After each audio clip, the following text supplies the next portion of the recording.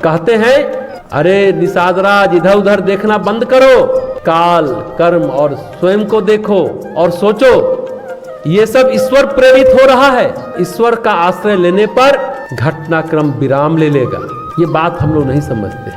हम संसार का आश्रय लेते हैं, ये व्यक्ति हमें ये मदद कर देगा, ये हमें ये लाभ पहुंचा देगा, वो कर देगा, सब जतन करते हैं। ईश्वर प्राप्ति का जतन नहीं करते, ईश्वर की ओर उन्मुख ही नहीं होते कि ईश्वर भी हमें बल दे सकता है, सहारा दे सकता है, हमें भवसागर से पार करा सकता है, हमें तार सकता है।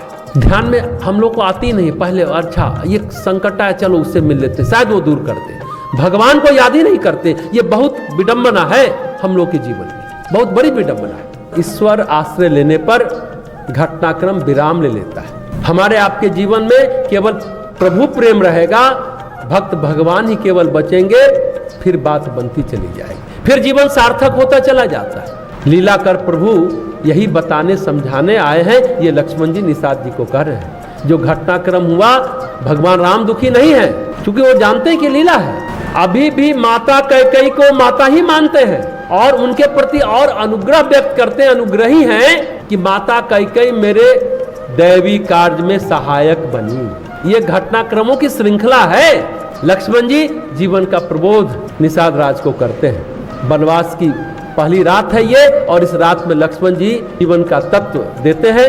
इसकी चर्चा हम लोग कर रहे हैं। गोस्वामी जी ने बड़े अच्छे से इसका निरूपण किया है। गोस्वामी जी साधक भी हैं और भक्त भी हैं और भगवान के आश्रित भी हैं। ये तीन शब्द बड़ा महत्वपूर्ण है, साधक होना, भक्त होना और भगवान के प्रति आश्रित होना। बहुत दुर्लभ घटना है। जिसके मन में यह घटित हो जाए, जीवन संवर जाए। कथा के विभिन्न पात्रों के माध्यम से गोस्वामी जी ये राम कथा कहते हैं। राम उनके लिए जीवन का परिष्कार, जीवन का सत्व का उद्बोधन, जीवन के तत्व को जीने वाले स्वयं नारायण रूप है, परमात्मा रूप है भगवान। गोस्वामी जी यही बताना चाहते हैं कि कथा सुनाने वाले को यही कहना चाहते हैं। कथा को जो सुना रहे हैं, जो कथा सुनने वाले हैं, उनको ये बताते हैं राम उनके लिए जीवन का परिष्कार है, जीवन सत्व का उद्बोधन है, जीवन के तत्व को जानने वाले हैं, नर में नारायण रूप है। ये बात हम लोगों को समझना चाहिए। रामायण के अनेक प्रसंग हैं, अनेक बातें हैं, पर जो लक्ष्मण निषाद राज का जो प्रसंग है, ये शुद्ध रूप से जीवन विद्या का उपदेश है। अगर कोई इस प्रसंग को आत्मसात कर लेता है तो शुद्ध रूप से जीवन जीना सीख जाए। जो आत्मसात कर लेगा, जीवन से घबराहट चली जाएगी, डिप्रेशन चला जाएगा, अवसाद विषाद चला जाएगा। महर्षि अरविंद भी कहते हैं ना, इनर रेगुलेट आउटर बे, मतलब जो हमारे बाहर घटित हो रहा है वह सभी हमारे अंदर है। छोटी बात हो या बड़ी बात हो, सब अंदर से ही हो रहा है। श्री अरविंद ने भी ये बात कही। साधना, तपश्चर्या, उपासना, प्रार्थना, इसका बाहर उतना मूल्य नहीं है जितना अंदर मूल्य है। बाहर मूल्य बाद में प्रकट होता है। अंदर की मलिनता को जब हम प्रक्षालन करते हैं, मलिनता को हटाते हैं, धोते हैं, साफ करते हैं, तो जीवन को सही ढंग से समझ पाते हैं। जीवन को सही ढंग से समझ पाते हैं। जैसे महर्षि व्यास ने महाभारत लिखी, महाभारत के अंदर गीता भी लिखी। तुलसीदास इस राम कथा को लिखते हैं तो तुलसीदास जी व्यास रूप है, राम कथा को कहते हैं, राम कथा को जीते हैं, राम की कथा को समझते हैं और समझने की चेष्टा अनवरत करते रहते हैं और उस अनुरूप जीवन को जीने का प्रयास करते हैं, उस अनुरूप जीते भी हैं और हर कदम पर अपने एक एक कदम प्रभु की ओर बढ़ते चले जाते हैं। जहाँ जहाँ भी राम कथा में प्रसाद मिल रहा होगा तो स्वयं भी हाथ जोड़कर खड़े हो जाते हैं।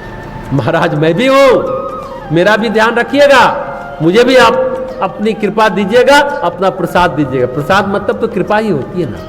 अगर हनुमान जी मांगते हैं भक्ति तो गोस्वामी जी भी पहुंच जाते हैं। आप हमें भी भक्ति का वरदान दीजिए, आप हमें जीवन समझाइए। सच कहें तो तुलसीदास जी इस राम कथा के वक्ता हैं और इस राम कथा के श्रोता भी हैं और इस राम कथा के पात्र भी हैं। गोस्वामी जी वक्ता भी हैं, श्रोता भी हैं और इस राम कथा के पात्र भी हैं। जहाँ राम भक्तों की भीड़ जुटती है, गोस्वामी जी वहाँ एक कोने में जाकर खड़े हो जाते हैं और कहते हैं मेरे महाराज, मेरे आराध्य जो भक्तों को मिल रहा है प्रसाद, वो मुझे भी मिल जाए। तुलसीदास जी कहते हैं अयोध्या में अब तो भरत जी हैं, सबको कहते हैं चित्रकूट चलेंगे, जहां भाई राम है वहां चलेंगे, जहां भ्राता राम रहते हैं वही अयोध्या है। बहुत गहरी बात है ये। अरे ये कौन सी अयोध्या है जहां राम नहीं है? ये अयोध्या में राम नहीं है तो ये अयोध्या नहीं है, जहां राम है वही अयोध्या है, ये भरत कहते हैं। तो कोई हाथी से जाता है, कोई घोड़े से जा रहा है, कोई पालकी से जा रहा है,